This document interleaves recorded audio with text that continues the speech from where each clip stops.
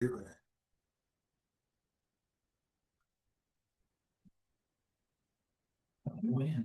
good. All right, let's call the meeting to order, 2 o'clock, 19th of August. It's the Administration Subcommittee. We have myself, Vice Mayor Lands. I see we have City Manager Thompson, Assistant City Manager Sanders. We do not have Finance Director Holmes. We have Chief Jones and no Shannon, and we do have Mike. So those are the two that are missing, Finance Director and HR. Looks like Shannon's available virtually. Yeah, I have her. I didn't think these were really items for her, so she can come in if we need her. Yeah, okay, sounds good. All right, let's move into B, public comments, verbal comments. Do we have any verbal comments from anybody before we move into written with Mr. Kozlowski? Yeah, just on the oral, I was sorry to hear that specific agenda items for the subcommittee couldn't be included. I guess you would need some approval or the city manager to do it. Was the time 7 to 2 hours? Yep. If you want stuff, Rob, just get it to me early. We can. Yeah. Well, I just thought some of these items should have been addressed or need to be addressed before the wastewater rate. I think you're doing that next week, right? Are enacted. I think one issue to support lower income residents in town or help older folks on a fixed income. If you look at the objections to the last rate increase that were submitted with people's reasons. It's the rebalancing of the water bill's fixed charges versus its consumption charge.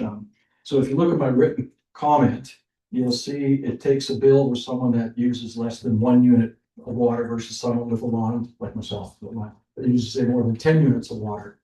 And it highlights the opportunity, I think, for the city to fix this problem.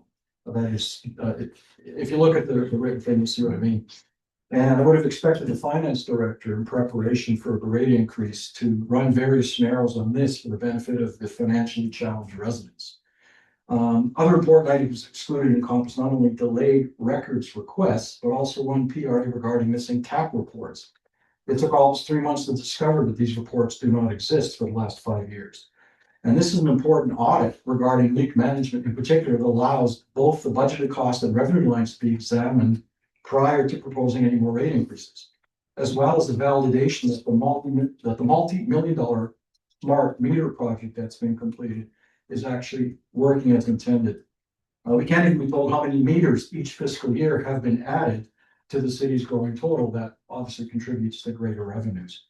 Other excluded items include things like the lack of published audits for various revenue producers for the city, and that's Measure R, or the permanent utility users tax, Measure P, impact fees, Measure DD.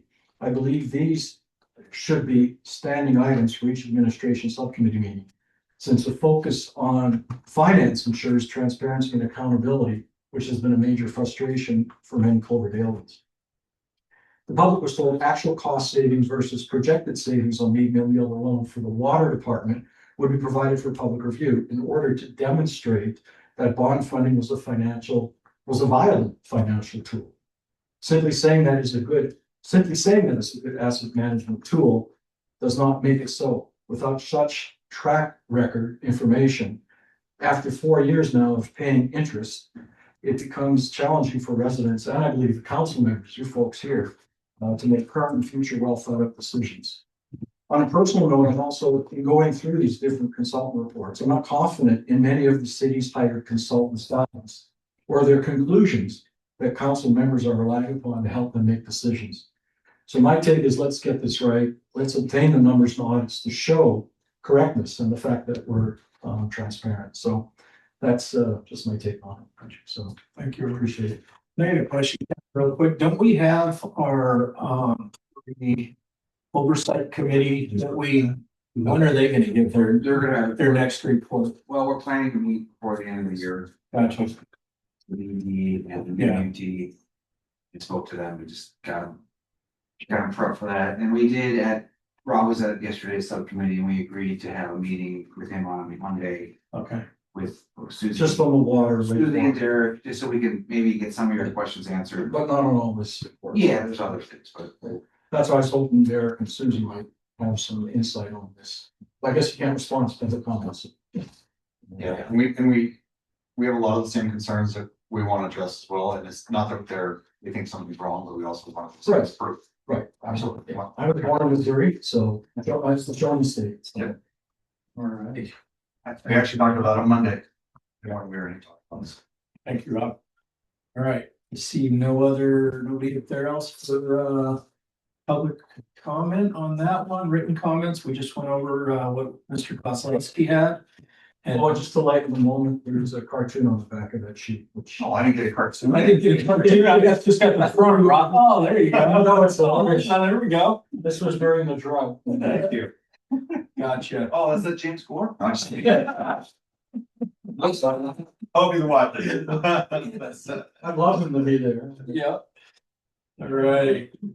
Any other, no other comments, let's move into C, approval of minutes. Do I have a motion to approve the minutes from the last meeting? Yeah, we don't have any. I know, actually, yeah, we don't have, Mike doesn't have them out yet, so none, gotcha. And then let's move into D, our business items. Number one is the full control contract. Thank you, that's my item. I'm here to address. Basically, the police department put a Band-Aid on our problem. Earlier this year, we were in contract with North Bay Animal Services Department. Earlier this year, they went out of business. As you guys are aware, police department scrambled to find a solution. That solution right now is our community services officer doing our animal control cases. Getting it out of fast pay. That's not sustainable, in my opinion. So we contacted the county, some animal services, and are looking at a 2-year contract with them. A prorated rate for the first fiscal year. Since we're starting, the idea would be to start September 1st, based on council direction. If that's the route we're going to go. First year would be $75,995. Then the next fiscal year would be $93,356. Fiscal, not calendar years, correct? Fiscal years, yeah. That would come out of the general fund. That's not budgeted right now. North Bay Animal Services was significantly cheaper, but they had their own issues out of our business. So I'd like your direction on that. They would be available business hours and then on-call emergency based after hours. What's their time frame to get up here if we have to call somebody late, say 10 o'clock at night? It's in the scope of work. I think it's 60 minutes. I think it's 30. So they have a north. It's called Peak 92. It's their north county section. Doesn't include the city right now. They would incorporate that into their B. Their animal control officer lives in town. So I think during business hours, the response could be very quick. Yeah. Yeah, because we're taking them down to Hillsburg now. That is, is that what we're doing? So we're sheltering in Hillsburg. That's a separate contract. Right now, some county animal services can't support the sheltering. But moving forward, that discussion is open. If they get the availability, we can always drop out of the contract with Humane Society.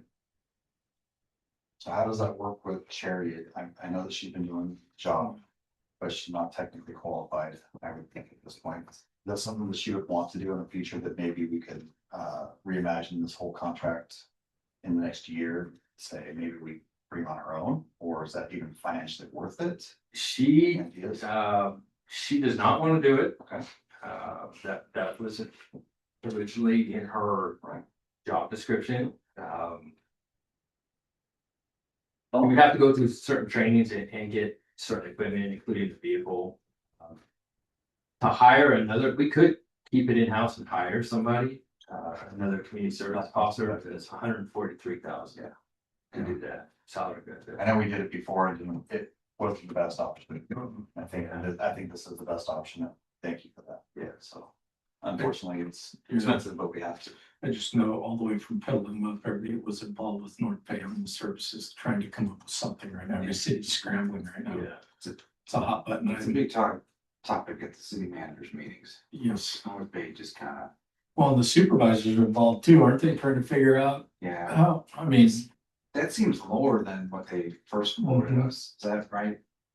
Yeah, so they did, Matt. Horse retired guy. Yeah, so they, when it went to council, a few hours before the original thing went to Right. council. 132. Yeah, so they did this, an emergency thing, which came out to, if you did it annually, it was 130 something. Yeah. Which was ridiculous. Right now, I mean, you're gonna pay 93 and then a 110. So Brian and I talked, when we took over about, talking to Brian, the county, person in charge of the county, to eventually take on the sheltering piece of that. So you didn't have to pay 110 and then 93. It would just be all encompassing, so cheaper. Long. We gotta do something with it, like you said, charity, by the time she gets training in a truck and all that, it's not cost effective for us all. I mean, that's our best option you guys got right there. So let's go ahead and run it up to council. Yeah. See where we're at. Are we planning on taking this, is this the next meeting or one after that? I can't remember. The 26th. So you get on tomorrow's agenda, yeah. It's Did we on put it on on consent? consent. Yeah, so, Okay. yeah, it may stay there. Cool. But you'll be there, I would just know what it would cost if we didn't do it. So that'll probably be something that will be asked. Yeah. And if there's any other options, and the answer right now sounds like no. Yeah. So that's where. Yeah, we would have to. We would have to probably hire another person and then that's. We have out some more. Legal obligations, if we didn't have one, I would be prepared for that as well. so the cities are talking, so at some point, there could be a joint RFP or something with all the cities who had North Bay and lost it, and, maybe we can. It's kind of what they're working on right now to start hitting it. Yeah, well, out to all the They cities. keep asking like, how much do we pay? So they're trying to get a number. So, Is there any way to get an opt out from that? Like, once, say we go a year and a new option comes up with a conglomerate. Or we can get out of that contract. Certainly I imagine there is, we could put that in there. That'd be something maybe after 1 year. And you give like a instead of. 2-month notice or something. Exactly. I think in our PSAs, we had a month, we can work out, so. Yeah, maybe that's something you can That's the way to do it. comment on. Yeah. Cool. Any other kind of questions or comments on that item? Cool, and you got direction, Mike, send it to council. Cool. Cool. All right, number 2, update on the PD station remodel. Yeah, and so I just wanted to bring that Thank you, forward. Rob. This project, I think, has been on the radar for a very long time. Yeah. Looking at the numbers. It's not getting any cheaper the longer we wait, and frankly, as the city continues to grow. We're out of space. In fact, when we were thinking about.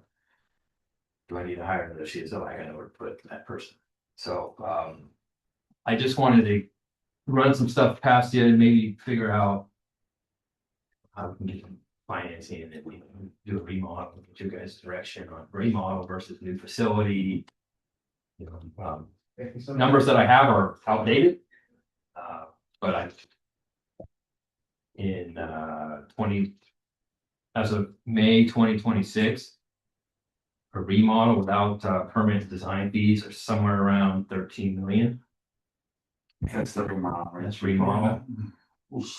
And then an entire rebuild when we were talking about what was 23, I'm sure that's climbed. That's gonna be 40. That's gonna be 40, you're right. But that is like a full blown, right? That's without permanent design, but that's So they do second floor roof going up. What we talked about when we walked around with the previous chief.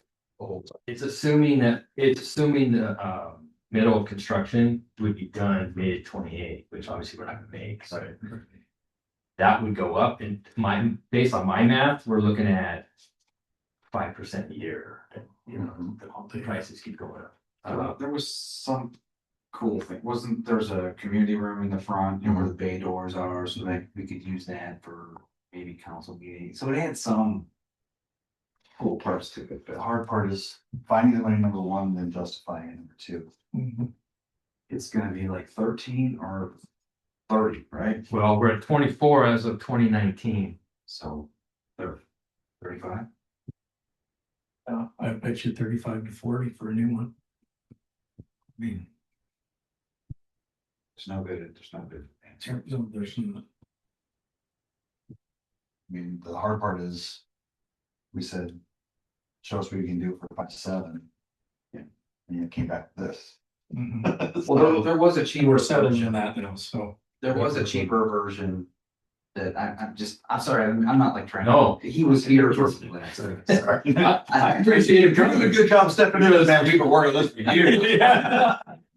There was, I love it. There was a cheaper version with just, Without the mezzanine and all that. yeah, without the Yeah. second, a full second floor. I mean, we just, was going between the blue lamps with, wasn't raising the roof.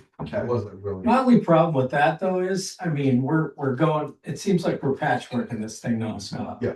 No, it's just, between, you can go all the way from, you can start at every project, between the tanks that are at 30%, between patch, we're never getting something new for Cloverdale. So where do you get the money? I know, that's, therein lies the problem is. We were stretching it Tax. Right. DD money. To make it that 5 to 7. Mhm. We're really, The, how much is it's sell my soul. CD's cut of the DD, was it like 120? 120. That doesn't service much debt. It's 10,000. I mean, there's it's the property. On there, maybe. There's, it's USDA loans, 4.5%. There's congressional designated spending, we could cover like a down payment if So we we're gonna hit up McGuire when it's in. yeah, there's other, Yeah. there's certain things. I'm, obviously I'm not here today looking for like, okay, let's do this. No, we've been looking for this for years. What Chief and I talked about was maybe doing this after the first of the year at the council, unless you want it sooner. It's just, we're gonna be so jammed up with Esmeralda. I mean, not to say this isn't important, and we can do it if you guys wanna do it before. We would just probably have those architects come in and present the two and They're gonna have to come out and show us what, Yeah. where we're at to 13. Yeah, When the initial ask was 7 to 8, and I get it. I think but- there was a 7 to 8, but then they said, well, if we just do a little, so you know how that goes. I know. They make it to where you don't want it. It's not appealing. Yeah. For that amount. But. Well, we need to put it off the beginning of the year because the development fees and things that possibly happen. And we're going to have a big difference between 2 or 3 projects that may or may not go here at Cloverdale.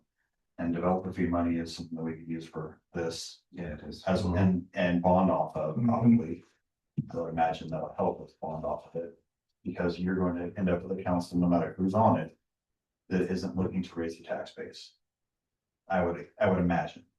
I don't think that, when I hear a very left-leaning Democrat candidate saying, there is no way I'm raising our sales tax any more than what we already are. And I'll fight against everybody that wants to. That tells me that the furthest guy's saying that, that means the other side's not gonna. It was a So, private property tax, I think, most cities do that. Most cities do the property tax and you might get a lot of pushback on that Do too. you wanna pay $250 more on your property tax for Not really. station? For a year. Or, I remember what it, Weird. Year I would. Yeah, Like year I law would. enforcement like nobody's business, but I don't know that. 50% of your population has to, 67% has to support that. I mean, maybe when we come back, we could talk to ISOM, just for like super rough numbers, just this, yeah. It's like, hey, we need 35 million, how much property tax is that? Yeah. Just something like that. Yeah. You can. Good luck. I mean, you gotta talk to him though. and I'll find introduce out. you to this guy. You're up to talk to someone for next week's meeting, right? Mhm. Bring us numbers for the water stuff. So just put this on the radar and say, hey, here's what we're thinking, find us the best way to do this. And see what he comes back with. I'll introduce you to this guy. He's a financial advisor that did all the stuff. in School. He also was with the school. He helped us get DD through. Yeah. So, I mean, ideally. If we had the money, obviously, I would support. A new facility Mhm. with better parking, we're making it work now, but if we ever change the way we did the car program. The way that we- vehicle cars and whatnot. I'm sure she was, sure Chris has told you. We always wanted to have it down by the new Alexander Valley Healthcare, there's a lot there. Yeah. It would have been perfect, and then this can get incorporated into the plaza or city buildings, things like that. So that if we do that direction, this property is worth money, you know, and so there's $5 million in the middle of town, really, if you think about it, or maybe 3 million for that size. 'Cause I don't know how much of the parking lot is included, but at least that property has a value to the city that we can take into consideration too. Yeah, it's not gonna get any cheaper. I mean, the only, when Alexander Valley moves forward. We've already put some, you know, curb gutter sidewalk into stone drain, so that will. And that's where we need to look at the wants versus needs for that, because we don't need to have big community center in that police station. We don't need to have cells, I don't think, right? I mean, there's things that we could probably eliminate that are your high dollar tickets that, I think we did eliminate those last one. yeah. The That's a cells. lot of different numbers, and so. I mean, the only thing might be we go to council and say, because we're out of money with those, the current architects, right? The guys, I mean. We could ask them We're not for, good anymore. we could ask them for a scope. Well, they're on the hook for the presentation. Yes. Yeah, so We they're, could ask them for a scope for a revised, at least, estimate for the new police station. Something, I could put, we asked for that, but. They probably We want, started that way, but we probably want more money. transitioned. well, that's why I got these rough percentage increases on, you know, on the phone. Oh, okay. Unofficial, you know, Can you email us what you have? Yeah, absolutely, or at least to Kevin, and then he can give it to us as he chooses. Love to see the numbers and see maybe what they're predicting and offering, and see where we're at. But I think that Greg Ison's gonna tell us the best way to get it. USDA loans are tough right now. they do a grant, up to 3 million, but it's nationwide. And I The talked, total's 3 million. yeah, and I talked to, and I talked to, yeah. And I talked to the USDA rep, and chances you guys get there slim. It's really poor southern communities. I mean, the USDA loan could be good, but paid back through property tax. Right. We should also look and see what's on our property tax bills, see if there's anything that's gonna fall off, and what that amount is. Because if there's other loans out there from us and the schools or something that's falling off, then you could say, look, you're not paying anymore, these things are going away, you're just starting over. As a talking point. We did that with the school when I got my pushback, because I found that one of them was falling off after one more year, so I'm like, you have 1 year crossover and then you're even. Reintroduced it right back. Yeah, you know, and you always justify it that way. So we wanted, Mike, you good with what we're doing here is we still gotta get a hold of ICE real quick. There's some elements at play before we even bring these. If you're okay with. We need to have the Late next year. presentation, but we need to have these guys that are on the hook for their presentation come and give us it, so it's, you know, everybody knows what's going on, but then it's gonna be deferred probably. I would recommend after those, the two current developments that we have coming up in the queue, Mhm. after they've been decided or finished, then we can bring those. So the recommendation from the subcommittee is to defer. Table Until, this. I mean, if everything goes as planned, November is potentially, or we can just. wait. well, then it's still January at that point, because you're skipping meetings and not Yeah. meeting during the holidays. So 2020, early 2027. Correct. Sounds good. Cool. Yeah, Any other comments from the public on this? You guys are doing a great job. All right, thank you, man. hold on, let me give you my laptop. She transferred right over. He drives a good bus if you want to. Come on, dude. All right, number 3, CPRA strategy update. Yeah, so that's me for now. Kevin and I are gonna pitch in with this, Eric potentially too, but CPR is California Public Records Act. Just wanted to give a subcommittee an update that we are strategizing as best as we can. As you know, to not go over this again like we've done in council in the past. The city has been inundated, not just city of Cloverdale, every city, every clerk I talked to, PRAs are running rampant, which is from my perspective, I want it on record noting, it's a good thing. We want people, we want to be transparent, we want to be able to provide records. The community has a right to them. The issue that all cities are having, but particularly ours, that we are not we don't have the staffing, programs, things like that, to the infrastructure involved to provide the quality of service that we want. But as a Band-Aid, what we've been doing, the patchwork currently, as far as an update, we have Eric on board. Him and I have been strategizing and have a few meetings scheduled to work out the PRAs that are a little bit larger in scope and are involved with potential developments in public works. Those, as you know, some PRAs are really simple, low hanging fruit. I want the plans for my property. Other ones are 15 to 20 pronged things where they end up being like 30 PRAs in one. Eric and I are working together on those larger ones to be able to get those out in the next few weeks. We strategized with our city manager and our city attorney on how we can actually close those within the next few weeks. We also have received direction, or at least a recommendation from council. They seem to be okay with us changing up the hours of city hall so that we can utilize some of our front desk staff to help. Really, it's many hands make light work kind of situation. I'm only one person. I can only work so much in a week, and I'm not even putting a dent in it on myself. So what we're trying to do is get other staff to help. We have our temps. They started today. You're in training basically all morning, getting them on board. They're working on it right now. Processing resolutions. They're going to be working 20 to 40 hours a week. Thankfully, since we haven't had a records tech, our temp for the last few weeks, and we banked a little bit of money so that we can have them work up to 40 hours a week. What's their term? How long are they? They are on for as long as it takes.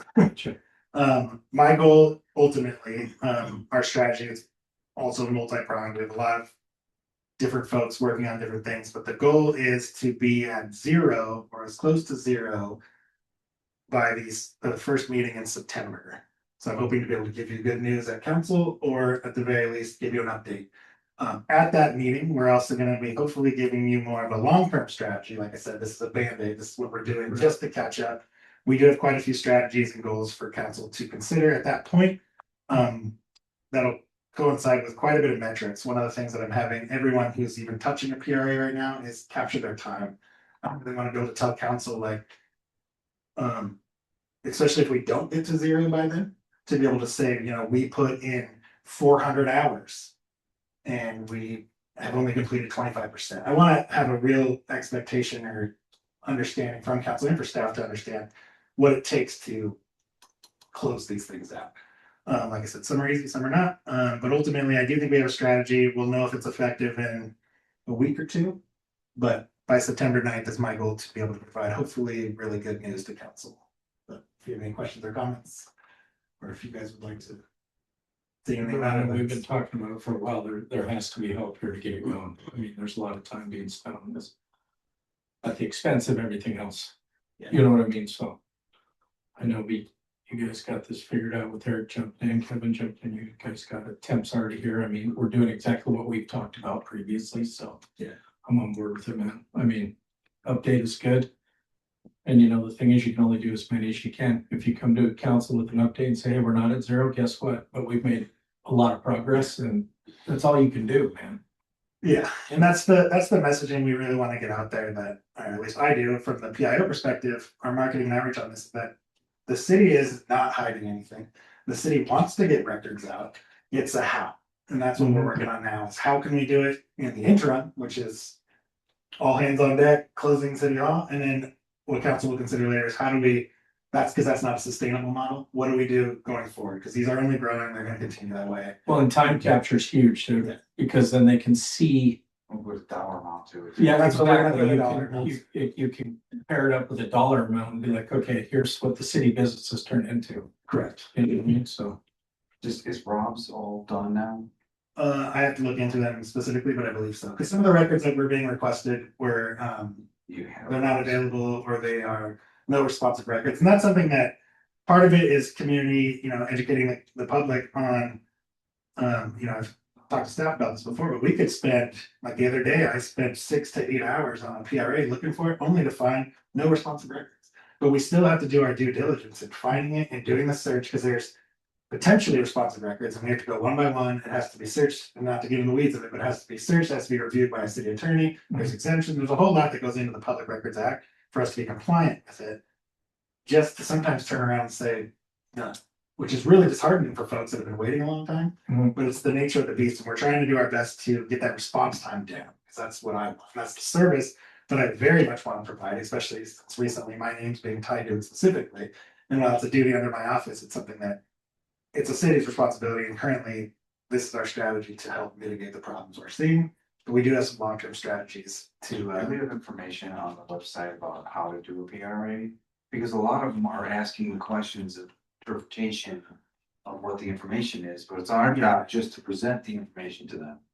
and that's part of it. But Breaking there's up. gotta be a point where they're satisfied Here it with what is. they get, you know, we're not having a class on it. Yeah, when we do Yeah. the initial response to any PRA, just so folks are aware, and maybe that's something we do in the future. I don't have the ability to, but I would recommend maybe doing a study session, or maybe just doing a presentation at a council meeting that is, you know, brass tacks. This is the PRA. This is how we suggest submitting them. This is kind of what we do and how it works, so that staff, the council, especially the new council, it's something I'd love to put in, you know, early January. Everyone's understanding of what is this and why we do things the way we do. Because I think that's a lot of the public's frustration, is that we are following the Public Records Act, which many folks believe, myself included, needs significant reform. But until that happens, we have to follow the letter of the law as best as possible. And relaying that information, often people are frustrated with the message we're having to send. But there's things in-house that we can definitely do to improve. But as far as that goes, yes, there's definitely I think a communication breakdown that I would love to be as transparent with the public as possible, so that folks understand, like, just because you submitted the 10-day deadline, there is no 10-day deadline. That's not it. We have to respond within a certain amount of time, but we don't have to provide the records within a certain amount of time. And then there's, you know, based on my role is to help you define a scope, so that there's an actual a search can be conducted, and that can't happen unless certain information is provided to us. So I go back and forth with requesters often. But I think some of that outreach could be very helpful.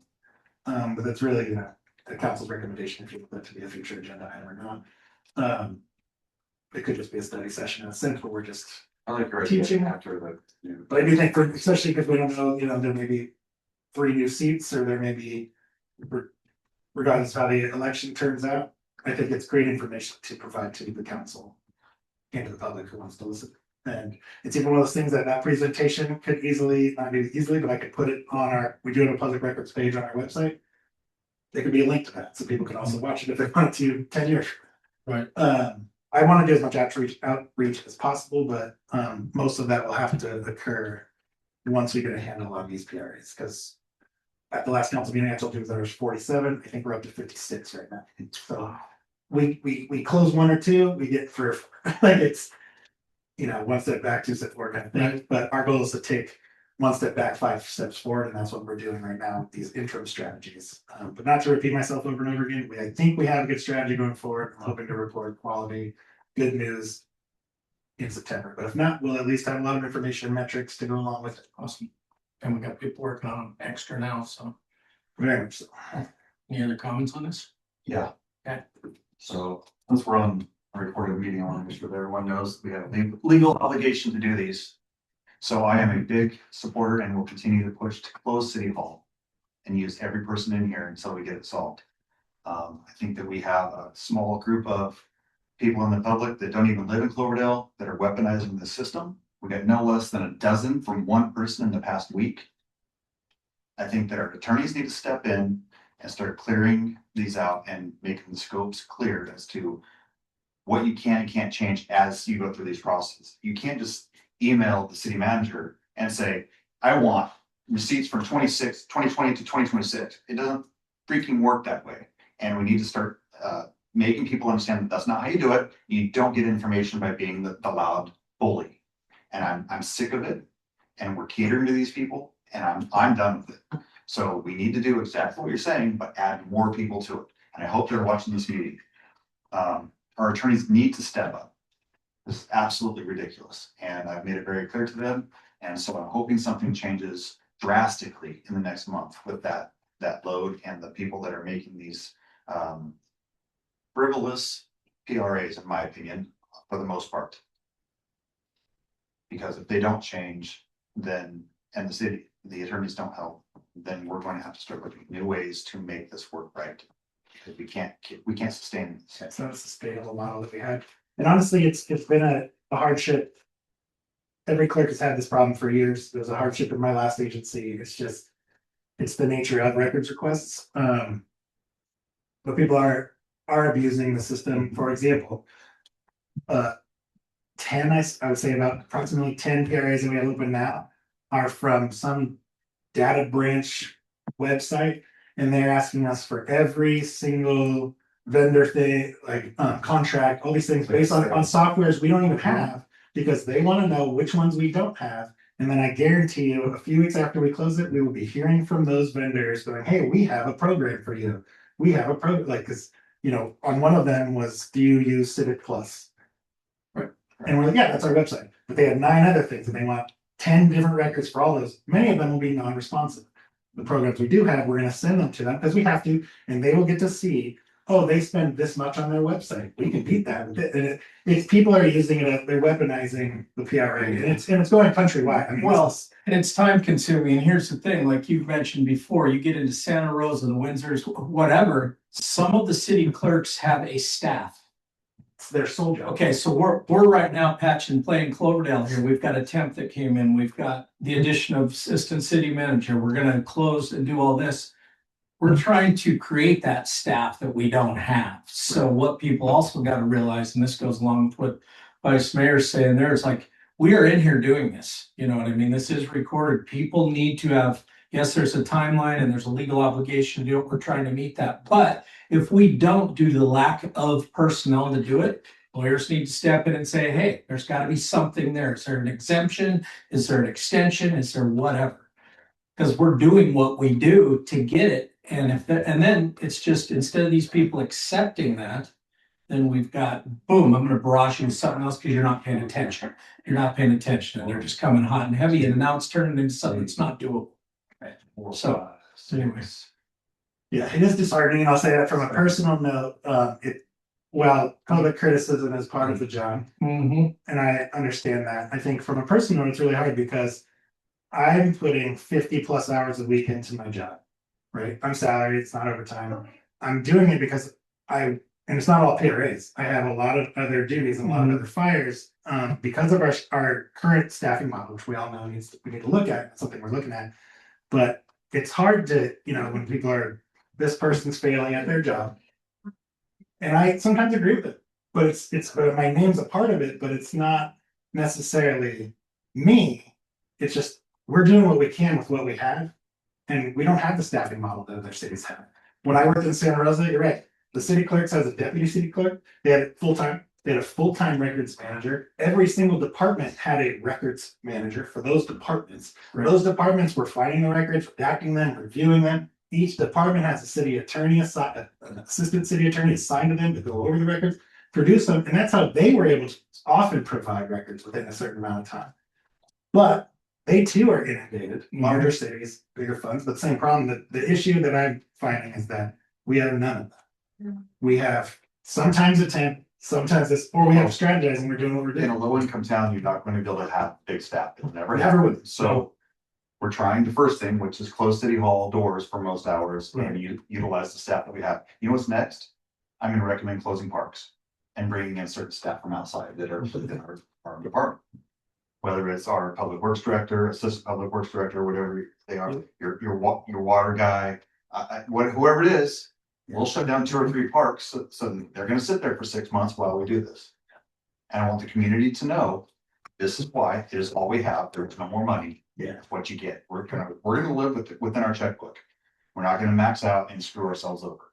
We're not going to have to. Not while I'm here, at least. Mike, if someone just sends an email asking for something that I could, or someone could readily give to them, I mean, when does it become a PRA and when is it just like? The California Public Record Act is, we can treat it however we'd like to as far as how the intake. The Records Act does not require that they submit the forms we want or that they do it the way that we want. It helps expedite it because, for example, if the public sends an email to the city manager, not everybody knows, oh, you should go through the clerk. They don't know that. They could come up to the front desk and just hand a piece of paper or verbally say, I want these things. And the public record act says that's all they have to do. We try to make things a little easier. We build forms, we build a process, but also administratively, we need a process to be able to keep track of it. So for example, if a requester comes in and goes to assistant city manager directly, or even a council member, if it's a readily available record, sure, send it over to them. If you know there aren't exemptions, if you know it's something they can give, if you know it doesn't require city attorney review, by all means, low hanging fruit, let's close it. But then I go back in, I still assign it a PRA number, I still put in that information. We do have a software which we're hoping to launch soon. It takes a lot of training and things, that's why we haven't done it yet.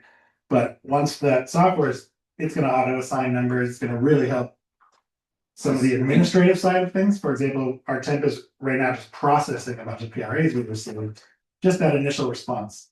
And it's gonna take 2 to 3 hours. So that's what I think, there's a disconnect of people thinking that we just walk into a room, find their record in a file like a dentist office or something, and go, here you go. Many of them are sitting in boxes down at the yard. Right. They need to be found, they need to be scanned, they need to be reviewed by me, reviewed by our city attorney, and then maybe redacted, maybe, there's a lot of stuff that happens. None of that happens overnight. It often takes weeks, and that's what I think is hard, because even PRAs, like some of the recent ones that we closed, they were closed within like 7 or 8 days. But we still got a lot of negative feedback from that, to where I'm like, that's like record time. We have others that are waiting, and like you said, jumpings can be problematic, but we do jump around if there's low hanging fruit, of course. Let's get these That's the records thing, out. some of these things people are asking me for, I know are public. Totally. And, and I don't want them to like jump ahead just because. No. But at the same time, I wanna help you clear the deck. And that's why if you look at our, Some of these are someone who's just like, I got this here, take if it. you look at our spreadsheet, it's color coded, but there's red and green. It's a red and green all the way down the list, because we close them if we can.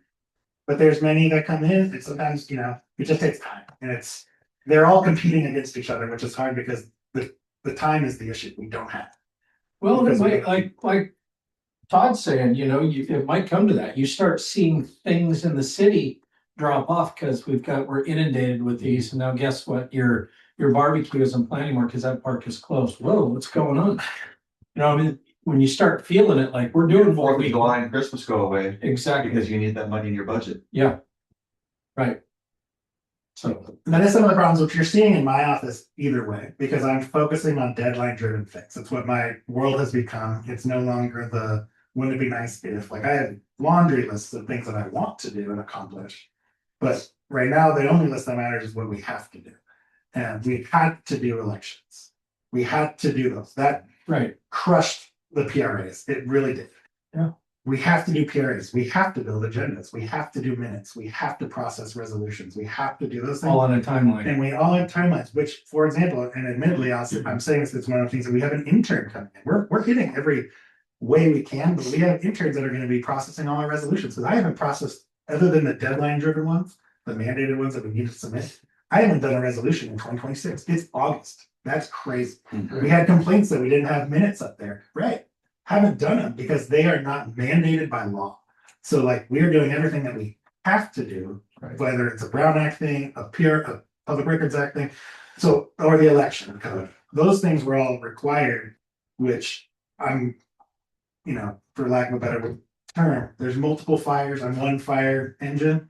I could put water on each one, but I never get to just put out a fire. Because if I do, that other fire burns us. And we're getting burned a little by PRA. So a few more fire engines showed up, which is great. But we have so many other things and aspects that it's just problematic, and it's the nature of the office. But I always see how important it is. I want people to see, Just in that conversation, this conversation right here, they How are many- important. How many hours does it take to do a agenda for, say, city council? depends on the agenda. Approximate, rough. I mean, you're looking at, no matter what, administratively, I'd say I'm fast. I could do it in 3 hours on a shorter agenda, a larger one. A lot of it depends on too. But that The doesn't level include the person who wrote the staff. Right.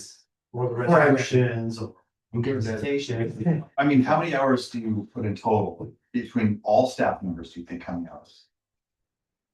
It's one of the reasons that, for example, subcommittees, The reason I ask is maybe you don't close the park, maybe you don't, maybe cancel all your council meetings. So they're, for example, when we had a break, I mean, There's like it's not like it takes their time. no, when we had a break in council meetings, we did like, it's during July or whatever, not having that council meeting, not having subcommittees, record closures and PRAs, because all of a sudden I can re-divert energy. Well, here's the next question. Now I'm thinking about it. Do you have, how many on those agendas? I understand you've got a pile, 4 hours, say 4 hours just, but what's the timeline? I know there's a timeline. You have to have it out obviously 72 hours before, but what's the timeline for people to come in and request something to be put on the agenda? Because that should be going through myself and city manager here. Yeah. But when we get people that are coming in, I want this, how much more time does that add? Because then we need to tighten those strings and say, Or it goes on the next one. perfect, okay. Yeah, I just want to make sure we're not accommodating everybody and be like, okay, hold on. No, our agenda management, we try our best to work, we work with senior staff the 2 weeks prior. They have a deadline. If they don't reach it, we're a little flexible, especially with newer staff, because we don't train them on all the different forms and things that we need. Mhm. But there's times we've had to kick items and we're like, this isn't ready. We don't have to have written reports for every item too. No. Right. It could just be on the agenda we talk about. And that's something that Maybe we'll do that, as long as. we want These to are all twists and turns we can take to streamline it, you know what I mean? Become a lot easier to do. Yeah, I did make 10 minutes. We've been, I do feel like in the last 3 or so years since I've been, 4 years since I've been here, I've been streamlining as much as I can to try to make up time. But I think we're finally getting to a head where it's just, there's not much else we can do other than divert attention in other ways. I think you gave your pitch at the budget. And they're into at least a half-time person, so we're working on that too, so that would be a permanent half-time city employee. And we just need to get that refined and get the salary and bring it back, so. Yeah, and that's what's coming in September. We're hoping to be able to, it's gonna be a So part the of. temp will go away, he'll have somebody, they can do the planning commission. can you put on the website for transparency, who is asking for it? Once we have the software up, When they ask anyone for it. can look up a PRA that's active, and that's one of the goals too. And not in a punitive way, just so people can see. Transparency. It's transparency, and often, I wouldn't say as much here, I haven't seen it too much, but like when I worked in Santa Rosa, a much larger agency. Once a PRA is closed, it's available to the public, because if they have the same questions or are asking for the same records, we can just be like, it's right here you go. Versus like initiating an entire new. I like that, that's good. So there's parts of that, there's a lot of those little things, and luckily it's already budgeted, that's software, we just gotta get it online, which is the goal, we need to get a relative zero so we can start. Once we get to November, it's gonna slow down, we can start getting. So that will have the. Yes. On there. But if anybody put in, like, we've had people put in PRAs about PRAs, then that's fine too, so if somebody puts in a PRA, I will give them, here's every email, because there's no. I mean, other than the thing exemptions. With that software, they'll go through a portal requesting a PRA. Correct. That will send an email to the interested department. It's gonna move that faster. So you won't have that step of, hey, do you have that building department or whatever, they'll just get an alert. And a case in point too, that I want to be on record, just so the world knows, well, we do low hanging fruit, we don't play favorites, I really don't, like, we have a council member that has submitted 2 PRAs, they're waiting in the queue too. I mean, it's just, we're doing what we can with what we have. What we have right now, the Band-Aid approach of all these different issues or strategies is going to help a lot. But it, again, it's not the sustainable way. But maybe it is, I don't know, like, that's a discussion we'll have hopefully in September. Your position. That's gonna be a part of the conversation, I think it's a part of the justification for it, but in that justification, we're gonna be going really a deep dive into why we need support. And then council can consider it, and I think we did that budget. I don't think to deep dive at this point, I think it's gonna need support, Just need to say. it's obvious. but it's really like when we're gonna break this, we're gonna bring a lot of figures and numbers and or requested the budget, more or less. What can we actually afford? Can we afford a full-time, a permanent part-time, just temps? Do we afford multiple temps? Do we afford multiple permanent part-times? And I'm gonna have a couple of different options, and council will hopefully just pick one and we will run with it. I But think you should make a recommendation. there's definitely gonna be a recommendation. That's gonna be option one. But Gotcha. it'll be a tiered approach. It'll be free. But Yeah. I'm saying it here like any option will be better than what we're doing now. There's of course the best option, similar like the police station. Of course, we all want the this. Is that what we can do? Maybe not. But option 2 would be cool too. Option 3 or 4 is not so good. Right. But you know, I want to be able to get council informed decision, the ability to make an informed decision, and in doing that is bringing metrics and bringing strategies. All right. So, yeah. When that comes, I'll have some questions for you guys ahead of time, so we have answers prepared. That'd be great. I have a lot of questions that will have to come out, and be Yeah. fleshed out in front of the public. All righty. Any other comments on that? Any retired guy comments over there? Okay. Good. All right. Well, Walking out of ribs. yeah. Still didn't win. Doesn't matter. Second is first loser. That's all I'm saying. All right, let's move into adjournment at 2:51. Thank you, gentlemen. Thank you, guys. Got that times on record, Mike?